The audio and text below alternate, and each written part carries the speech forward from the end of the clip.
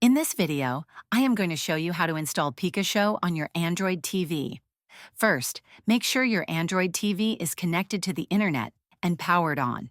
From the home screen, navigate to the Settings gear icon, typically located in the top right corner. Next, scroll down and select Device Preferences.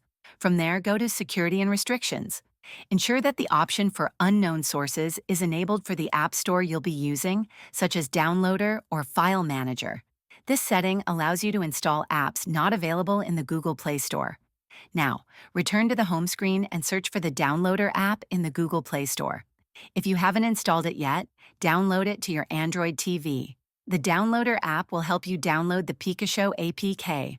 Once you have the Downloader app installed, open it and enter the official download link for the Pikashow APK in the URL field. You can typically find this link on the official Pikashow website or trusted forums. Click Go to start downloading the APK file.